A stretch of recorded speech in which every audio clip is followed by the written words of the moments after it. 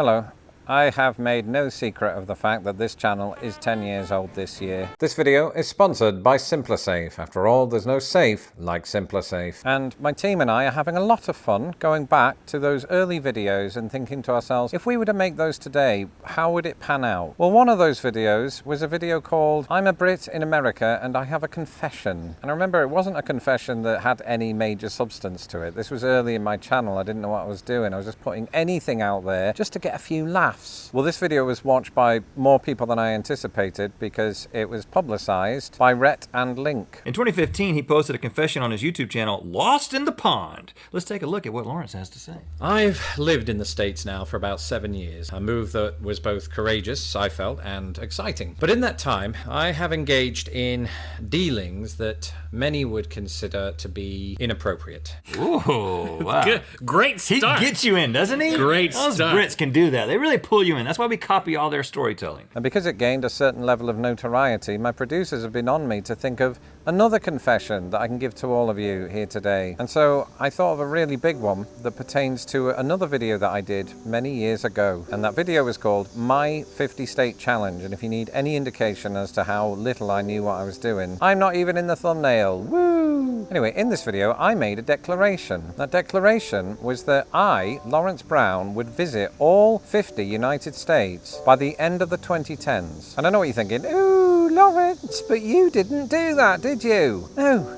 Didn't. In fact, in the video, which I just put myself through the torture of watching, I'd already visited 21 states. As of today, I've only been to 4 more. I'm halfway through. And you might think, oh, Lawrence, that's not something to lose your mind over, especially since only 2,000 people saw that video. But here's the thing you need to understand about me. This wasn't just some YouTube challenge like quitting social media for 7 days or drinking Tide. This has been a lifelong goal because I was obsessed with American films, and American films made me obsessed with America. Some of my older subscribers have probably heard this story before. When I was a child, I had books about all of the states, including this one that I accidentally stole from my school library in 1993. And I would flick through it, taking notes. I would even test myself, making sure to spell Tennessee correctly, learning all of the state capitals. I was a nerd, and some might say I still am. People do say that, in fact. That's fine, I don't care, I'm over it now. I developed this, I thought, out of thin air, but actually, during a recent visit to my family home in England, I discovered something that changed everything about the way I view the content on this channel. My brother had been going through my late dad's documents and found an old notebook from what I believe was the year 1960. That's when my dad would have been 15 years old. And so I take a look through it, and it's a load of data that my dad has collected. Sports statistics about football teams of the day, or Olympians that he hoped to see take part in the 1964 Olympics. Or, and this was my favourite, British and German battleships from World War II, which ended the year he was born. But strewn across many pages, and unbeknownst to me, was population data for various US states. For anyone who cares, this was population data from 1950. I checked it against some records. So he obviously had some sort of encyclopedia that was about 10 years old, and he was taking this down. Remember, they didn't have the internet back in those days, so he just had to rely on information that he found in a book. But the point is, he sought that information out. He had that inquisitiveness, that same curiosity about American trivia and data that I later had. And this leads me to believe that he probably led me down this path intentionally. So it's him that you've got to thank for Lost in the Pond.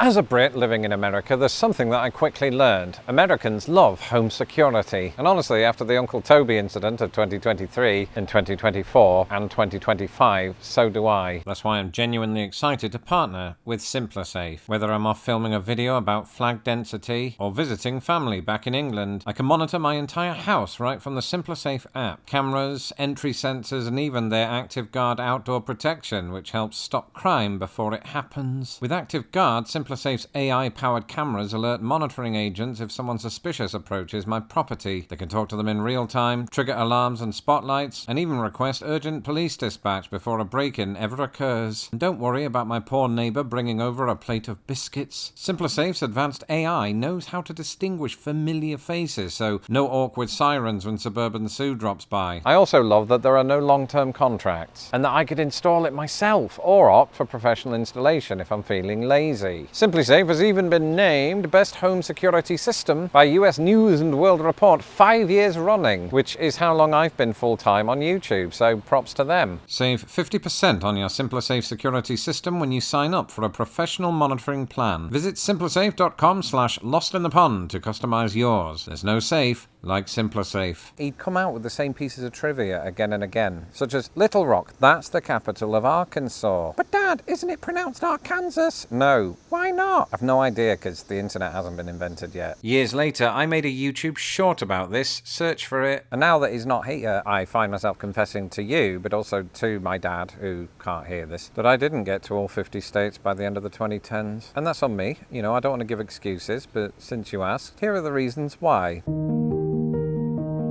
I was working in a full-time job at the time that I made this declaration, which, you know, should have been my first clue that this isn't going to happen. Because when you're working a 9-to-5 job, Monday to Friday, that means that you can only see America on weekends, which also happened to the founding fathers after they lost custody.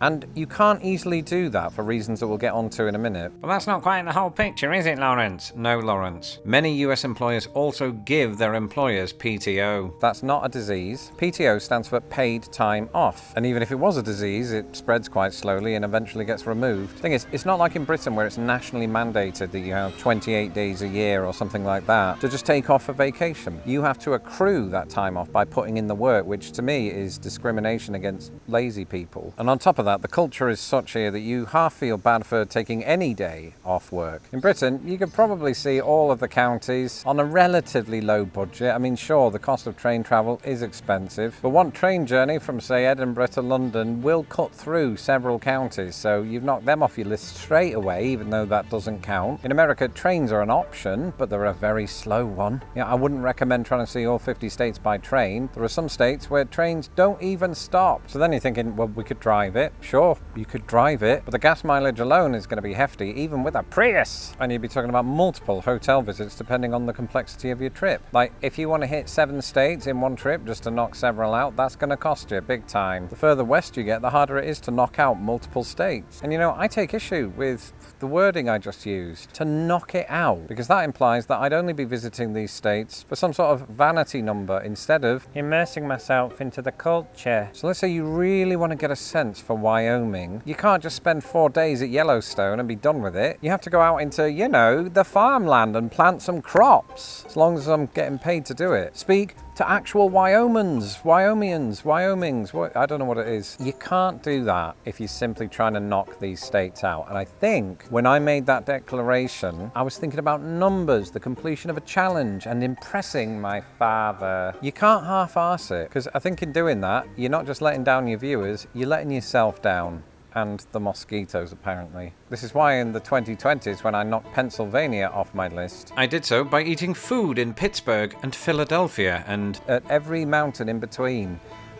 Not every mountain, that would be absurd. And it was very enriching to immerse myself in the linguistic aspects of the state. Yous, as in, where are yous going? And much like Wawa, this is more commonly found in Philadelphia. So I think if I'm to visit all of the 50 states, it can't be done in 3 years. My declaration to you, in fact, should have been, I will get to all 50 states. And the new timescale, since the 2010s are in the past, is I must complete this task before I die.